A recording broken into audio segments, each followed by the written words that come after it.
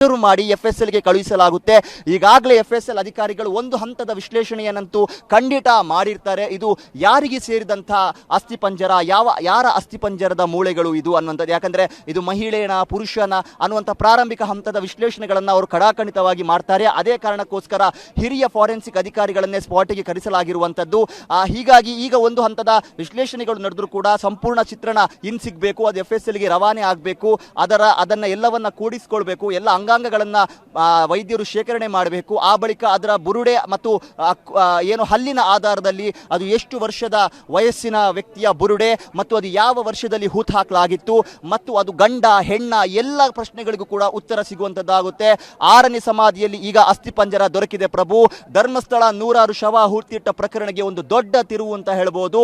ಇನ್ನು ಮುಂದಕ್ಕೆ 7, 8 ಕೂಡ ಅಗಿತಾರೆ. ಇನ್ನು ಮುಂದಕ್ಕೆ 13 ಕೂಡ ದಾಟಿದ ಬಳಿಕ ಇನ್ ಕೇಸ್ ಇಲ್ಲಿ ಸಿಕ್ಕಿ ಇನ್ನು ಬೇರೆ ಪಾಯಿಂಟ್ಗಳಲ್ಲಿ ಸಿಗದೆ ಹೋದರೂ ಕೂಡ SIT ಅಧಿಕಾರಿಗಳ ಕಾರ್ಯಾಚರಣೆ ಮುಂದುವರಿಯುತ್ತೆ. ಮುಂದೆ ಭೀಮಾ ತೋರಿಸುವಂತಹ ಎಲ್ಲಾ ಜಾಗದಲ್ಲೂ ಕೂಡ ಅಗೆಯುವುದಕ್ಕೆ SIT ಅಧಿಕಾರಿಗಳು ಸರ್ವ ಸನ್ನದ್ಧರಾಗಿರ್ತಾರೆ. ಆತ ಹೇಳುವಂತ ಪ್ರತಿ ಜಾಗಗಳನ್ನ ಕೂಡ ಮಾರ್ಕ್ ಮಾಡಿಕೊಳ್ಳಲಾಗುತ್ತೆ. ಇದು ಒಂದು ರೀತಿ ಟ್ರೈಲರ್ ಅಂತ ಹೇಳ್ಬೋದು. ಮುಂದಕ್ಕೆ ಒಂದು ದೊಡ್ಡ ಮಟ್ಟಿನ ಪಿಕ್ಚರ್ ಬಾಕಿ ಇದೆ ಅಂತ ಹೇಳ್ಬೋದು.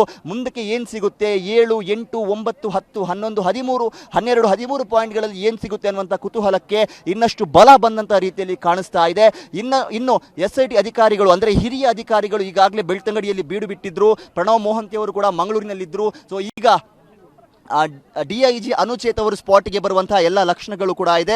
ಅವರ ಆದೇಶ, ಅವರ ಸೂಚನೆಯ ಮೇರೆಗೆ SIT ಅಧಿಕಾರಿಗಳು ಒಂದು ಮಹತ್ವದ ನಿರ್ಧಾರವನ್ನು ಕೈಗೊಳ್ತಾ ಇದ್ದಾರೆ. ಇದರೊಂದಿಗೆ ಈಗ ಮುಂದಕ್ಕೆ ದೇಹದ ಉಳಿದ ಅಸ್ಥಿಪಂಜರದ ಉಳಿದ ಭಾಗಗಳಿಗೋಸ್ಕರ, ಉಳಿದ ಮೂಳೆಗಳಿಗೋಸ್ಕರ ಹೌದು ನಾವು ನೋಡ್ಬೋದು ಸಾಕಷ್ಟು ರೀತಿಯ ಒಂದು ಆರೋಪ ಪ್ರತ್ಯಾರೋಪಗಳು ನಿನ್ನೆ ಸಿಗಲಿಲ್ಲ ಅನ್ನುವಂಥ ಸಂದರ್ಭದಲ್ಲಿ ವ್ಯಕ್ತವಾಗಿತ್ತು. ಅದು ತಪ್ಪು ಅಲ್ಲ. ಸೊ ಈಗ ಮೂಳೆ ಸಿಕ್ತು ಅಂತ ಹೇಳಿದ ಸಂದರ್ಭ ಅದರ ಮೂಲ ಹುಡುಕಬೇಕಾಗುತ್ತೆ SIT. ಇದರ ನಡುವೆ ನಾವು ಕಾರ್ಯಾಚರಣೆಯನ್ನು ಗಮನಿಸುವ ಸಂದರ್ಭ ಮಣ್ಣಿನ ಮಾದರಿಯನ್ನು ಕೂಡ ಪಡೆದುಕೊಳ್ತಾ ಇರುವಂಥದ್ದನ್ನು ಗಮನಿಸಬಹುದು ಪ್ರಭು. ನೀವು ದೃಶ್ಯದಲ್ಲಿ ನೋಡ್ತಾ ಇರಬಹುದು.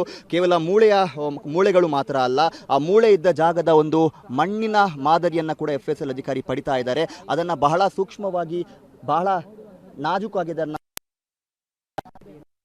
ಅಂದ್ರೆ ಮಣ್ಣಿನ ಒಳಗಡೆ ಏನಾದರೂ ಎಲುಬುಗಳ ತುಂಡುಗಳು ಸಿಗುತ್ತೋ ಅಥವಾ ಎಲುಬುಗಳ ಯಾವುದಾದ್ರೂ ಮಾದರಿ ಸಿಗುತ್ತಾ, ಅಸ್ಥಿಪಂಜರದ ಏನಾದರೂ ಮಾದರಿ ಅಂದ್ರೆ ಇವತ್ತು ನಿನ್ನೆಯ ಪ್ರಕರಣ ಅಲ್ಲ ಪ್ರಭು. ಇದು ಸುಮಾರು 20 ವರ್ಷಗಳ ಹಿಂದಿನದ್ದು ಅಂತ ಆತ ಹೇಳ್ತಾ ಇದ್ದಾನೆ. ಮತ್ತು ಆತ ಆಯ್ಕೆ ಮಾಡಿದ್ದು ಕೂಡ ಬಹಳ ಚಾಲೆಂಜಿಂಗ್ ಆಗಿರುವಂತಹ ಜಾಗಗಳನ್ನೇ. ಆತನಿಗೆ ಅದು ಪರೀಕ್ಷೆಯೂ ಅಲ್ಲ. ಈ 1 ರಿಂದ 6 ಸಮಾಧಿ ತನಕ ಏನಿದೆ ಅದೊಂದು ರೀತಿ ಅಗ್ನಿ ಪರೀಕ್ಷೆ. 5ರಲ್ಲಿ ಆತ ಫೇಲ್ ಆಗಿದೆ, 6ನೇದರಲ್ಲಿ ಈಗ ಆ ಒಂದು ಮಹತ್ವದ ಸುಳಿವು ಲಭ್ಯವಾಗಿದೆ. ಹಾಗಾಗಿ ಆ ಮಣ್ಣನ್ನು ಕೂಡ ಬಿಡದೆ ಸುತ್ತಮುತ್ತಲಿನ ಪ್ರದೇಶ, ಸಮಾಧಿಯ ಪ್ರದೇಶದ ಮಣ್ಣನ್ನು ಎಲ್ಲವನ್ನ ಕೂಡ ಸಂಗ್ರಹ ಮಾಡ್ತಾ ಇದ್ದಾರೆ. ಯಾಕಂದ್ರೆ ಆ ಮಾದರಿ ಕೂಡ ಬಹಳ ಮಹತ್ವ ಪಡೆದುಕೊಂಡಿದೆ. ಯಾಕಂದ್ರೆ ನಾಳೆ FSL ಗೆ ಹೋದಂತ ಸಂದರ್ಭದಲ್ಲೂ ಕೂಡ ಅನೇಕ ಅನುಮಾನಗಳಿರಬಹುದು, ಅನೇಕ ಪ್ರಶ್ನೆಗಳಿರಬಹುದು. ಆ ಪ್ರಶ್ನೆಗಳಿಗೆ ಉತ್ತರ ಸಿಗಬೇಕು ಅಂದ್ರೆ ಒಂದು ಹಿಡಿ ಮಣ್ಣು ಕೂಡ ಅದಕ್ಕೆ ಮ್ಯಾಟರ್ ಆಗುತ್ತೆ. ಹಾಗಾಗಿ